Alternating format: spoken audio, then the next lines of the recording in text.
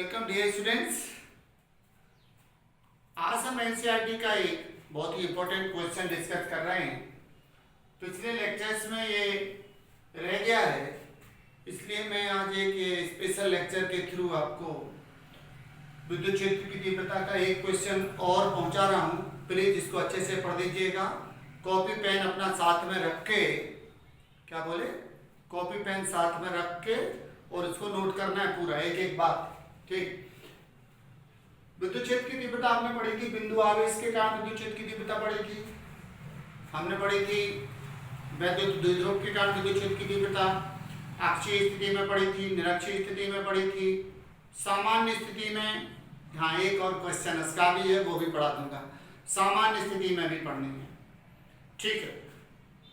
तो ऐसे ही ये विद्युत क्षेत्र की तीव्रता एक समान रूप से आवेशित वृत्तीय कुंडली के कारण, क्या कर रहे हैं, एक कोई वृत्तीय कुंडली है, ये आपको कैसे दिख रही है, आपको दिख रहा है कि ये अंडाकार है ना, ओवल है, दीर्घवृत्ताकार है, दीर्घवृत्तीय नहीं है।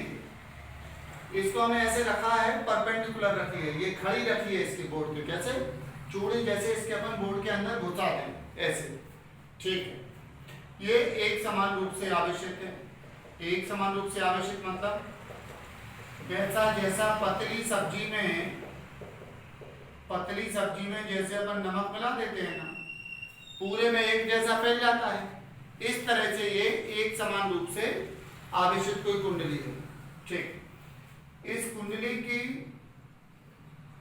त्रिज्या अपन मान रहे हैं कि r है, लेकिन केंद्र से x दूरी पर, कितनी दूरी पर बेटा, x दूरी पर एक कोई बिंदु P है जिस पे हमें विद्युत क्षेत्र की तीव्रता बतानी है। और हमने ये माना कि इसका रेखीय आवेश घनत्व तो लैम्डा है। रेखीय आवेश घनत्व तो जानते हो, प्रति एकांक लंबाई पर उपस्थित आवेश को रेखीय आवेश घनत्व तो कहते हैं, ठीक है। अब इसका हम एक ऊपर अल्पांश लेते हैं, एक अल्पांश AB दिख रहा है आपको, इसकी लंबाई मान लीजिए dl है, अल्पांश यानी बहुत छोटा, ठीक है। और अल्पांश के भी बीच में से हम अगर यहाँ पे देखते हैं तो ये विद्युत क्षेत्र की तीव्रता ऐसी बाहर को आएगी। ये आपको स्केल से लाइन खींचनी है, विद्युत क्षेत्र की तीव्रता ये हो गई वेक्टर DE। क्या है विद्युत क्षेत्र की तीव्रता, ये बेटा ये है विद्युत क्षेत्र की तीव्रता वेक्टर DE, क्लियर। हाँ, अल्पांश करेगा बिंदु आवेश की तरह काम, ये धन आवेश है तो तीव्रता बाहर को आती है, ठीक है। समझ में आ रही बात। इसकी त्रिज्या आप कितनी मान रहे हो, r मान रहे हो, है ना, ठीक। अब इसके लिए आप दो घटकों में वियोजित कीजिए, पढ़ा है ना 11वीं क्लास में हमने इसको दो घटकों में वियोजित करना सीखा है। एक जाएगा अक्ष के अनुदिश और एक आएगा अक्ष के लंबवत।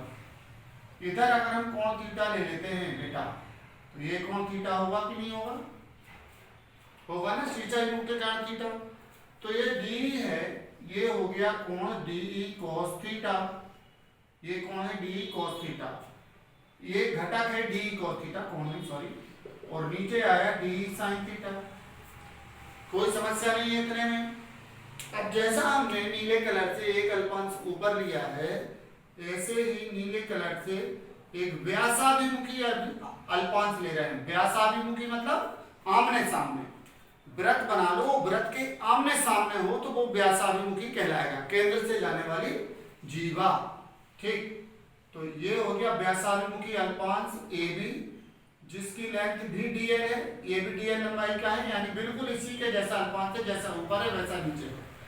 इसके कारण विद्युत क्षेत्र कैसा आएगा, इसके कारण विद्युत क्षेत्र यहाँ देखेंगे तो देखो, धनावेश का विद्युत क्षेत्र हमेशा कहाँ आता है, जैसे ये गिलास रखा है यहाँ पे, तो हम कर रहे हैं एक इस पॉइंट पे बात, तो इसका विद्युत क्षेत्र नीचे आया था ऐसा, है ना। फिर जा रहे हैं हम इसके सामने, तो बात कर रहे हैं ऐसे, एक विद्युत क्षेत्र ऐसा आ रहा है, यानी इस गिलास को अगर हम ले लें और इसमें समझें तो एक विद्युत क्षेत्र ऐसा, जो ग्रीन कलर के पेन से देख रहे हो आप बिंदु P पर, ये स्थिति है बिल्कुल, है ना, और एक नीचे से ऊपर है ब्लू कलर का, ऐसे क्रॉस हो रहा है ना दोनों विद्युत क्षेत्र। ये देखो, एक इधर आ रहा है, एक इधर आ रहा है।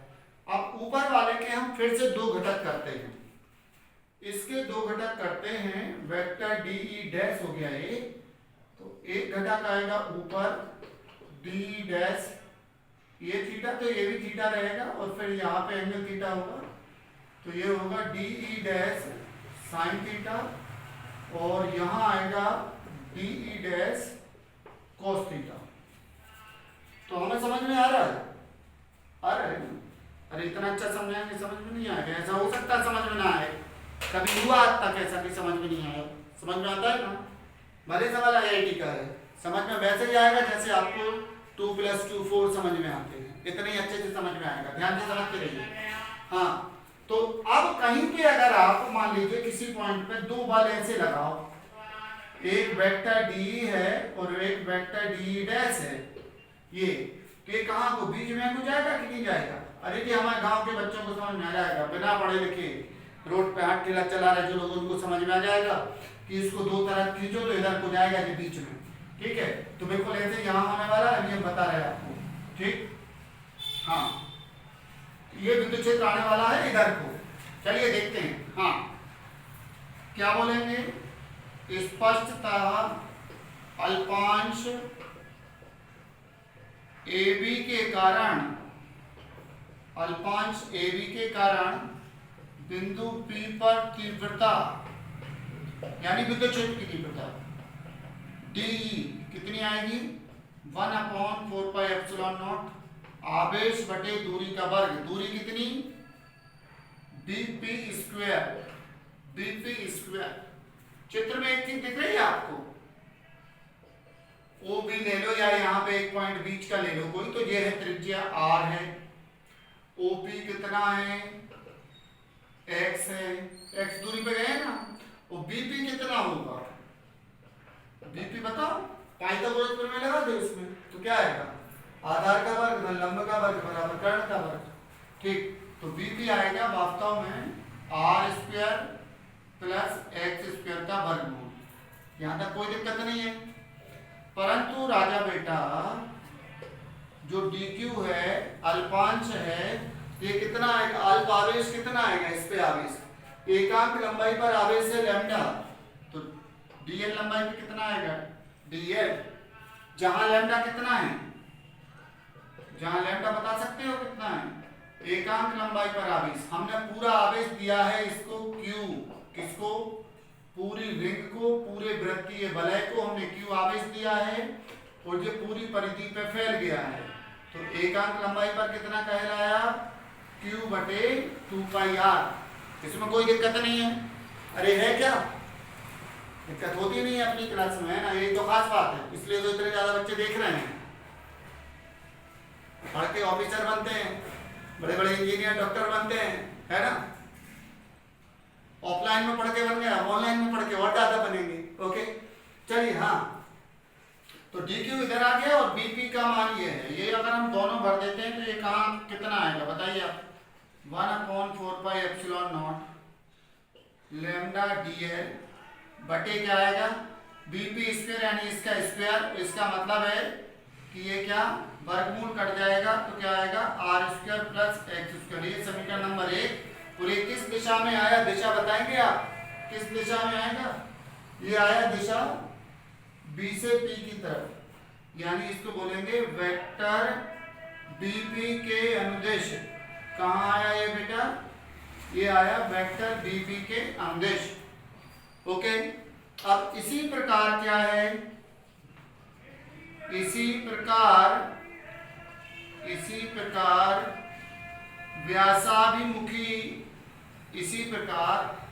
व्यासाभिमुखी अल्पांश A', B' के कारण, व्यासाभिमुखी अल्पांश A', B' के कारण, इसके कारण बिंदु P पर तीव्रता कितनी आएगी? व्यासाभिमुखी अल्पांश के कारण DE' मान ली, तो 1/4πε0 क्या आएगा बताएंगे? आवेश कितना रहेगा? DQ', लेकिन वो λ/dl रहेगा, क्योंकि एक समान रूप से आवेश है, लंबाई इसकी भी चाहिए। दूरी देखो, इसमें भी यही आएगा, जो बी पी आई है वो ही बी डैश पी भी आएगी। आर ऊपर है तो आर नीचे है, एक्स ये है, X square plus R square, तो जितना बी पी आया उतना ही बी डैश पी आएगा। अरे समझ में आ रहा है कि नहीं आ रहा है? आ रहा है ना, जैसे ऐसे दिख रहा है, दो त्रिभुज सर्वांग है, नौवीं की गणित लगा दो तो भी समझ में आ जाएगा। इसको 9th की मैथमेटिक्स से भी समझ सकते हो आप। ये दो कोण बराबर हैं, ये भुजा कॉमन है, ये बराबर है, ठीक है, ये समकोण है, ठीक, तो ये भुजा कोण भुजा से, खैर 9th की मैथ नहीं पढ़ रहे हैं अपन यहाँ पे। चलो भाई, हाँ ये हो गया कितना, इधर भी जे का जे आएगा, जो इधर आया वो ही ऐसा आएगा, इधर आएगा। समीकरण नंबर 2 हो गया ये।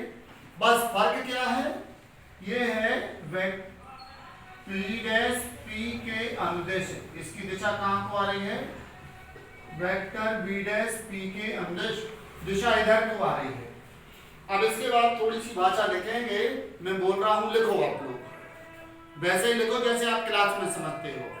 क्या लिखें कि चित्रानुसार, सुनिए ध्यान से, चित्रानुसार वेक्टर डीई व वेक्टर डीई डैश को परस्पर समकोणिक घटकों में वियोजित करने पर, समकोणिक घटक डी के दो घटक, एक इधर आया एक नीचे आया, डी डैश के दो घटक, एक इधर आया एक इधर आया, ठीक, तो डी डैश cos थीटा और डी डैश sin थीटा, नीला कलर है जो घटक हैं वो डी डैश के हैं, हरे कलर के घटक हैं कहेंगे डी के, ठीक है। तो क्या लिखा, चित्रानुसार वेक्टर डी व वेक्टर डी डैश को परस्पर समकोणिक घटकों में वियोजित करने पर, ओके, तो ये हो गया समकोणिक वियोजन। अब इसके बाद भाषा लिखी जाएगी, चित्र से स्पष्ट है कि, हाँ लिखिए कॉपी में लिखिए, चित्र से स्पष्ट है कि घटक डी डैश साइन थीटा व डी साइन थीटा परिमाण में बराबर, दिशाओं में विपरीत व एक ही क्रिया रेखा के अनुदिश, देखो एक ही क्रिया रेखा में लग रहा है ना, तो ये बराबर हैं, विपरीत हैं और एक ही क्रिया रेखा के अनुदिश हैं, ठीक है। तो घटक डी साइन थीटा और डी डैश साइन थीटा परस्पर विपरीत, परिमाण में बराबर व एक ही क्रिया रेखा के अनुदिश कार्यरत होने के कारण एक दूसरे को निरस्त कर देते हैं। लिख लिया? नहीं लिख पाए वीडियो को दोबारा चला लेना। घटक डी साइन थीटा व डी डैश साइन थीटा परस्पर बराबर व विपरीत होने के कारण एक दूसरे को, बराबर व परस्पर विपरीत होने के कारण एक दूसरे को निरस्त कर देते हैं। हो गया ना? चलो भाई, लिख क्या होगा? हाँ, अब देखिए, अब इस पर तीव्रता कितनी आई आप हमें ये बताओ।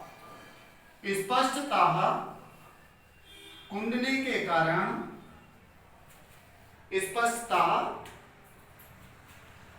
अभी पूरी कुंडली के कारण नहीं हो रही है ना, स्पष्टता बिंदु P पर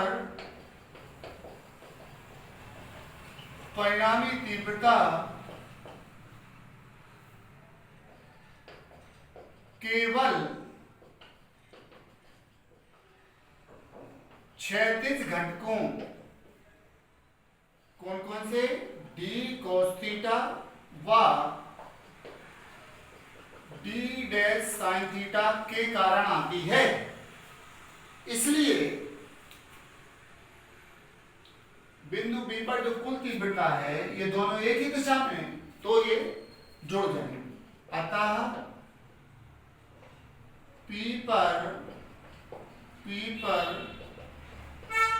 कुल तीव्रता कितनी आई, D cos theta plus D dash, ये साइन थीटा नहीं, सॉरी इसको ये गलत हो जाएगा, दोनों cos है ना, डी cos थीटा व डी डैश cos थीटा। ये समीकरण नंबर 3, ये समीकरण नंबर 3। अब देखो डी का मान आप कितना देख रहे हो, जितना है उतना ही मान डी डैश का है, तो ये दोनों उठा के यहां ले जाएंगे। तो अब हम क्या लिखेंगे इसके आगे, समीकरण 1, 2 व 3 से, और ये मान उठा के यहां भरेंगे तो क्या आने वाला है बताइए। समीकरण 1, 2 व 3 से, 1, 2 व 3 से जो P पर तीव्रता आ रही है ये कितनी आ रही है, इधर आएगा कितना बताइए, 1/4πε0 कितना है, lambda dl upon r square plus x square cos theta, और ये भी इतना ही है, तो 1/4πε0 lambda dl upon r square plus x square cos theta बराबर है ना। तो अब इसको क्या करेंगे, दो बार हो गया, x प्लस एक्स है तो ये 2x हो गया, तो दो कहीं भी लिख दे रहे हैं हम इसमें, है ना, 1/4πε0 इसको लिख दे रहे हैं 2 lambda dl upon r square plus x square cos theta, वही की वही चीज दो बार है तो हमने 2 लिख दिया यहाँ पे, इसमें कोई परेशानी नहीं। आप फिर देखिए, आप फिर देखिएगा, परंतु समकोण त्रिभुज देखिए,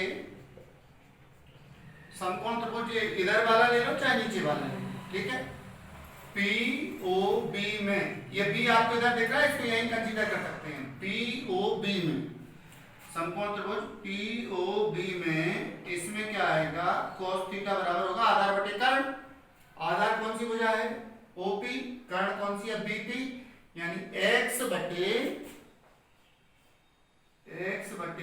r square plus x square का वर्गमूल, ठीक है। अब cos थीटा का मान यहाँ पे भरेंगे, समझ लेना बात को, ध्यान से देखना भाई, अच्छा सवाल है, बड़े एग्जाम में पूछा जाने वाला सवाल है, बड़ी मेहनत से समझ में आता है, ठीक है, फिर भी आपको 2+2 की तरह ही समझ में आएगा, इसको यहाँ पे भर दीजिए।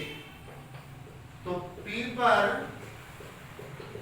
अल्पांश के कारण तीव्रता जो आई, अल्पांश के कारण तीव्रता कितनी आई, 1/4πε0 2 lambda dl upon r square plus x square into x upon वर्गमूल का r square plus x square. अभी तक कोई परेशानी नहीं हो रही ना किसी को, होगी भी नहीं, ठीक है। अब ये इस पे घात है 1 की और इस पे घात है आधे की, इस पे 1 की घात है, इस पे आधे की है, तो 1.5 की घात, 1.5 की यानी क्या, 1.5 की यानी 3/2 की घात, है ना, 1/4πε0 2 lambda x dl upon r square plus x square पे 3/2 की घात। इतनी तीव्रता तो आ रही है बच्चों इन दो अल्पांशों के कारण, अल्पांशों के कारण। ये गिलास है, एक हमने बिंदु इधर काटा और एक इधर काटा, तो इन दो से मिलकर इतनी आ रही है। अब एक बिंदु जब हम यहाँ लेंगे तो इधर का और इधर का इन दो से मिलकर कुछ आएगी, एक यहाँ लेंगे तो इधर का और इधर का इन दो से मिलकर कुछ आएगी, यहाँ से यहाँ, यहाँ से यहाँ, यहाँ से यहाँ, यानी कुल मिला के अगर हम यहाँ से यहाँ तक जोड़ दें पूरा, तो यहाँ के अपने आप जुड़ जाएंगे, इसके साथ ये जुड़ गया ना, फिर इस वाले के साथ इधर का जुड़ जाएगा, इसके साथ इधर का, इसके साथ इधर का, इसके साथ इधर का। तो अब अगर हम इसका आधी परिधि पे समाकलन कर देते हैं, कितने पे, आधी परिधि पे, आप पूरी परिधि पे भी कर सकते हो, लेकिन फिर इनको दो घटकों को जोड़ना नहीं पड़ेगा, कोई एक घटक लेके पूरी परिधि पे समाकलन कर दो।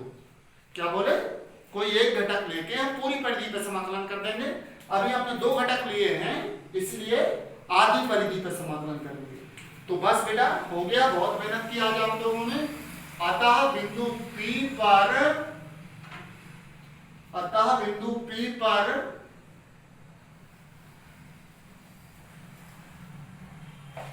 पूरी कुंडली के कारण विद्युत क्षेत्र की तीव्रता E ये कितनी आएगी बताइए। इस वाले का हम समाकलन कर देंगे, कहां से कहां तक, 0 to πr। आधी कुंडली पे समाकलन कर रहा है, याद रखना, आधे चक्कर पे समाकलन किया है। क्यों, क्योंकि हमने इन दोनों को जोड़ के निकाला है। यहाँ पे इसको एक घटक से भी किया जा सकता है, ठीक है, एक आध वीडियो में उससे भी बता देंगे, अकेले एक घटक से भी बता देंगे, ठीक है। हाँ, तो 0 to पाई r समाकलन हो रहा है और इसके लिए आप बढ़ दीजिए पूरा, तो क्या आया 1/4 pi epsilon not 2 lambda x upon r square plus x square पर 3/2 की घात इंटू dl। अब इसमें से जो नियतांक है वो कॉमन आ जाएगा, यानी जो चीज बदल नहीं रही वो कॉमन आ जाएगी। क्या नहीं बदल रहा, देखो x नहीं बदल रहा। क्यों नहीं बदल रहा x? केंद्र से दूरी x नहीं बदल रही हमारी इस पॉइंट की। आप कहीं से भी चले जाओ, x का उसका कोई लेना देना नहीं है, त्रिज्या r भी नहीं बदल रही, लैम्डा भी नहीं बदल रहा, केवल बदल रहा है dl इधर से इधर तक हमें जोड़ना है, ठीक। तो ये आ गया बाहर, क्या 1/4 pi epsilon not 2 lambda x upon r square plus x square इस पे 3/2 की घात अंदर 0 से पाई r आधी कुंडली पे समाकलन हो रहा है, एक का समाकलन l के सापेक्ष, ठीक। अब ये सब बच्चे जानते हैं कि एक का समाकलन x के सापेक्ष क्या होगा, क्या होगा, l होगा। एक का x के सापेक्ष समाकलन क्या होता है बेटा, एक का x के सापेक्ष समाकलन x होता है, तो एक का l के सापेक्ष l होगा। 0 to पाई r इंटीग्रेशन हो गया, ठीक। फिर ये क्या बन गया 1/4 पाई एप्सिलॉन नॉट, पेन बदल लें थोड़ा, है ना, 2 lambda x upon r square plus x square 3/2 की पावर क्या आएगा, l की जगह पाई r भरा -0, क्या बन गया प्यारे बेटा, और एक राजा बेटा जो अक्षीय स्थिति में विद्युत क्षेत्र की तीव्रता आई वो कितनी आई 1/4 pi epsilon not 2 lambda x upon r square plus x square, इसको 2 पाई r करेंगे है ना, इनटू लैम्डा x, ऐसी आई, ठीक। बस 2 मिनट का और बचा, 2 मिनट का और बचा, है ना, हो गया। परंतु अभी हम लैम्डा पढ़ के आए थे, लैम्डा क्या है, लैम्डा है एकांक लंबाई पर आवेश। तो कुल आवेश अगर हमने q दिया था तो ये कितनी लंबाई पर फैला, पूरी परिधि पे फैला कि नहीं, तो 2 पाई r से भाग किया, यानी कुंडली को दिया गया आवेश बटे 2 पाई r, ये लैम्डा की जगह जाएगा, इसलिए E क्या आ गया 1/4 pi epsilon not into 2 pi r upon ये 3/2 की पावर है भाई, ये रह गई है, अभी इसको चढ़ाओ 3/2 की घात, ये आएगा r square plus x square पे 3/2 की घात इंटू q अपॉन 2 पाई r। देखो बच्चों क्या हुआ, इंटू x और 2 पाई r से 2 पाई r कट गया, ये क्या आया 1/4 pi epsilon not qx upon r square plus x square पे 3/2 की घात। यही अभीष्ट व्यंजक है, क्या लिखेंगे बेटा, यही अभीष्ट व्यंजक है, समझ में आया ना।